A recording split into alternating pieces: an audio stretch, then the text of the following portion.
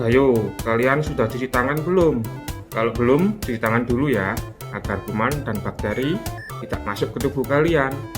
Sehat sekarang bukan hanya untuk kalian, tapi juga demi orang-orang di sekitar kalian. Oke, kalau sudah, kita lanjut videonya. Assalamualaikum warahmatullahi wabarakatuh. Baiklah anak-anak sekalian, sebelum kita memulai pelajaran, mari kita berdoa dulu. Berdoa sesuai agama dan keyakinan masing-masing. Harapannya semoga kita semua mendapat ilmu yang bermanfaat. Berdoa mulai. Bismillahirrahmanirrahim. Raditu billahi rabban wa bil islami dinan wa bi Muhammadin sallallahu alaihi wasallam nabiyyan wa rasulan. Rabbi zidni ilma warzuqni fahma. Rabbi shrah li sadri wa yassir li amri wahlul 'uqdatam min lisani yafqahu qawli. Amin ya rabbal alamin. Assalamualaikum. Bagaimana kabar kalian? Mudah-mudahan hari ini tetap dalam keadaan sehat walafiat ya. Nah, materi IPA kita hari ini melanjutkan materi yang minggu lalu. Kalau minggu lalu kita akan membahas mengenai rotasi bumi. Nah, hari ini kita akan belajar mengenai revolusi bumi.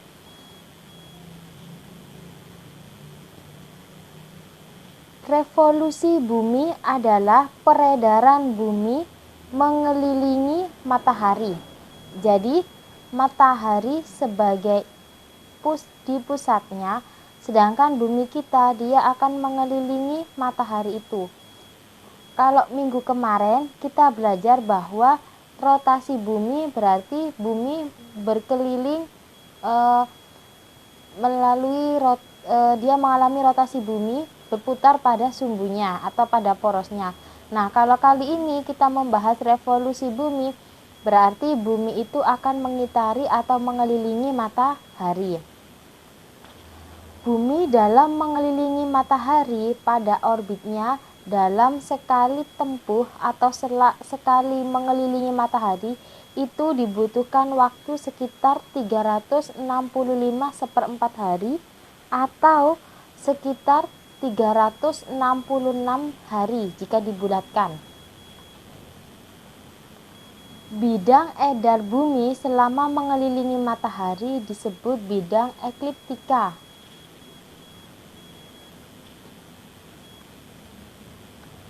Bentuk lintasan bumi yang berbentuk elips dengan matahari berada pada salah satu titik fokusnya. Jadi dia mengelilingi matahari, bentuk lintasannya adalah elips, di mana titik fokusnya itu adalah si matahari itu. Nah, adanya revolusi bumi yaitu mengelilingi matahari, maka dia akan membawa beberapa akibat. Di sini ada 5 akibat, yaitu adanya perbedaan lama waktu siang dan malam di beberapa wilayah, adanya perubahan rasi bintang, gerak semu tahunan matahari, adanya perubahan musim, dan bisa ditetapkannya kalender Masehi yang biasa kita gunakan setiap tahunnya. Yang pertama, adanya perbedaan lama waktu siang dan malam. Karena bumi itu mengelilingi matahari, maka setiap wilayah yang ada di bumi mengalami perbedaan lama waktu siang dan malam.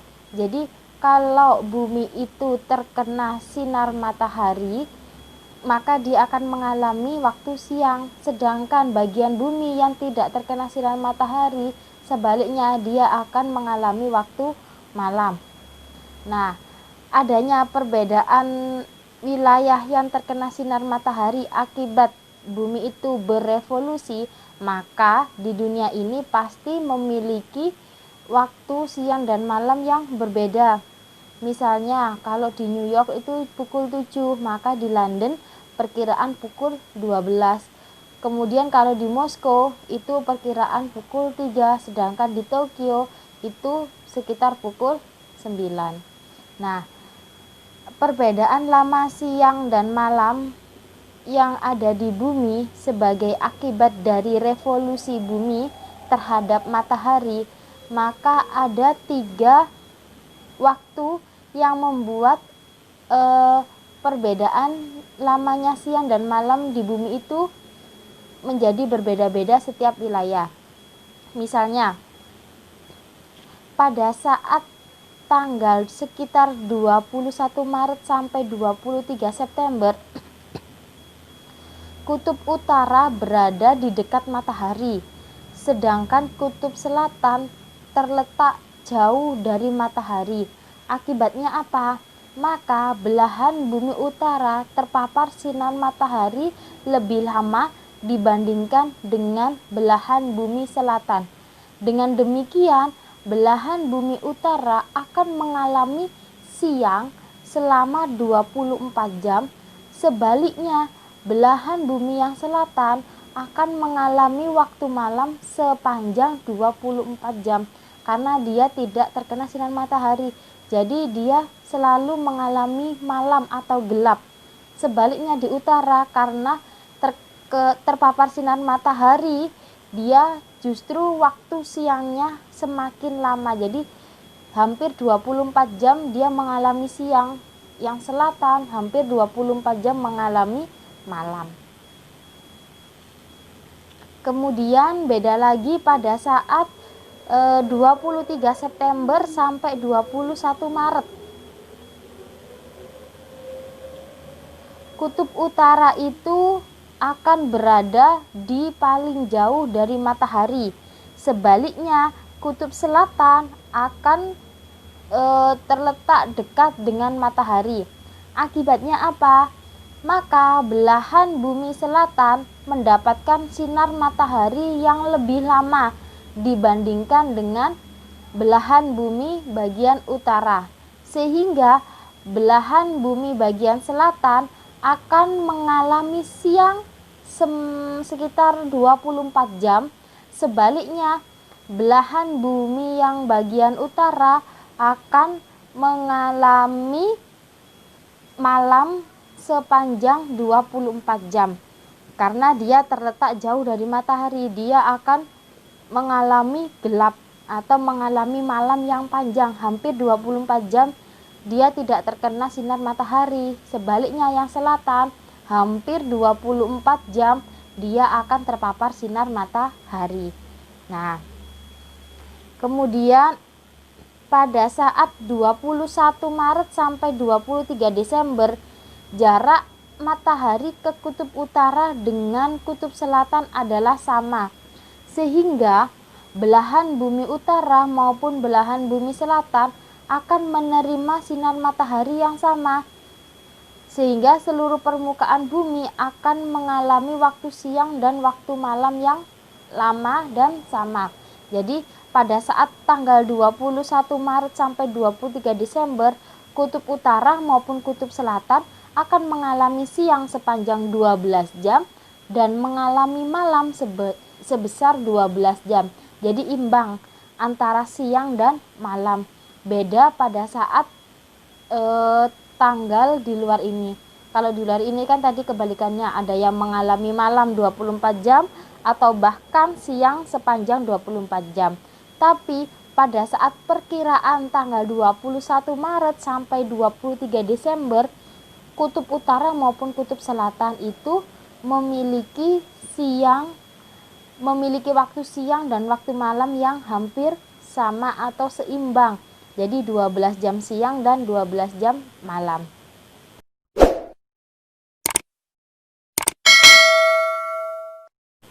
Nah, itu salah satu akibat dari adanya revolusi bumi.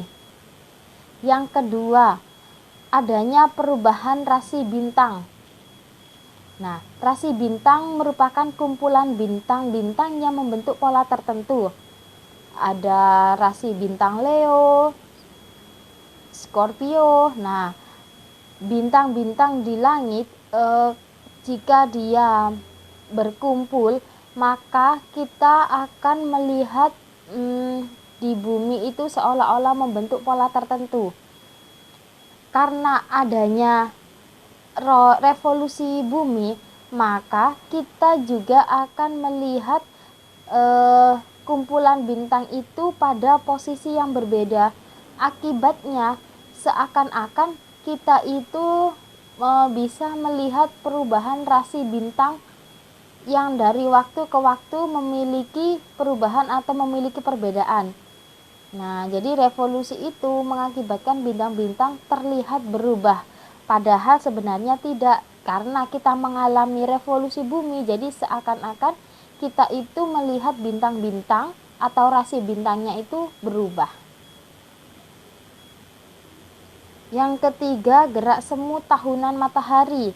Pergeseran posisi matahari ke arah belahan bumi utara pada tanggal 22 Desember sampai 21 Juni dan pergeseran posisi matahari dari belahan bumi utara ke belahan bumi selatan pada sekitar 21 Juni sampai 21 Desember itu dinamakan gerak semu harian matahari.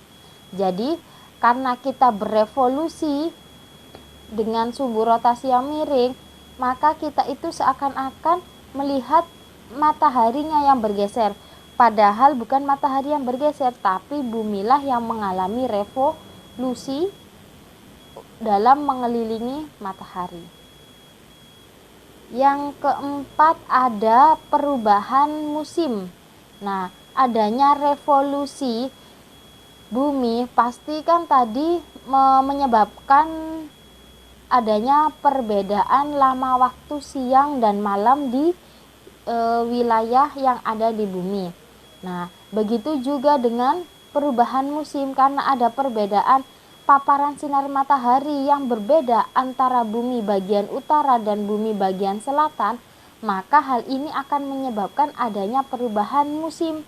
Pada bumi bagian utara, terdapat musim panas, musim semi, musim dingin, dan musim gugur. Musim panas terjadi sekitar 21 Juni sampai 23 September. Kalau musim semi perkiraan 21 Maret sampai 21 Juni. Sedangkan musim dingin perkiraan terjadi pada saat 22 Desember sampai 21 Maret. Musim gugur perkiraan jatuh pada tanggal 23 September sampai 22 Desember. Jadi kalau musim panas berarti dia bagian sini akan terkena paparan sinar matahari yang jauh lebih banyak. Sedangkan kalau musim dingin, jadi dia tidak begitu terpapar sinar matahari, makanya dia sampai mengalami musim dingin. Nah, kalau di bumi bagian selatan, musim gugur itu terjadi sekitar 21 Maret sampai 22 Juni. Nah, beda kan sama bumi bagian selatan. Kalau musim semi perkiraan 23 September sampai 22 Desember. Berbeda juga dengan yang bagian utara. Musim dingin terjadi pada saat 21 Juni sampai 23 September. Nah, berbeda dengan bumi bagian utara. Yang terakhir, musim panas di sini perkiraan 22 Desember sampai 21 Maret.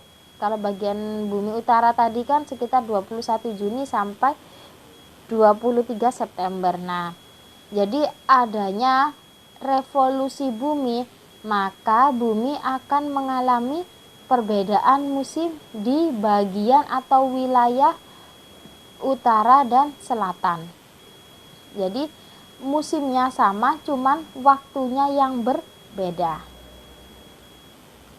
Yang terakhir, nah ini kalender yang biasa kita gunakan setiap hari kan. Nah, adanya revolusi bumi terhadap matahari, jadi kan kejadiannya itu hampir sama dan tetap setiap tahunnya. Maka kita bisa menetapkan kalender Masehi Kita tadi tahu kalau revolusi bumi itu membutuhkan waktu sekitar 366 hari. Jadi dalam 1 tahun perkiraan ada 366 hari. Melalui revolusi bumi maka kita bisa menetapkan tanggal atau jumlah tanggal setiap bulannya. Nah, itulah pengertian mengenai revolusi bumi dan akibat apa saja yang disebabkan oleh revolusi bumi terhadap matahari. Nah, sekian pembelajaran IPA kita hari ini. Semoga sangat bermanfaat buat kalian. Jangan lupa tetap menggunakan masker bila keluar rumah, tetap mencuci tangan dan jaga jarak. Jika kalian tidak perlu untuk melakukan kegiatan di luar rumah, mohon jangan keluar rumah agar pandemi ini segera berakhir dan kita cepat bisa melakukan kegiatan belajar mengajar melalui tatap muka. Semangat belajar, SMK Yapenas pasti bisa. Assalamualaikum. Salam olahraga, salam sehat. Jangan lupa memakai masker setiap kali berkegiatan di luar rumah. Dan gunakan masker untuk menutupi hidung dan mulut kalian. Contohnya seperti ini. Oke guys. Bagaimana dengan pembelajaran hari ini? Sukses selalu, tetap semangat. Jangan lupa jaga kesehatan, pakai masker, selalu cuci tangan, dan jangan lupa jangan keluyuran kemana-mana. Tetap di rumah saja, bantu orang tua. Jangan lupa ibadah.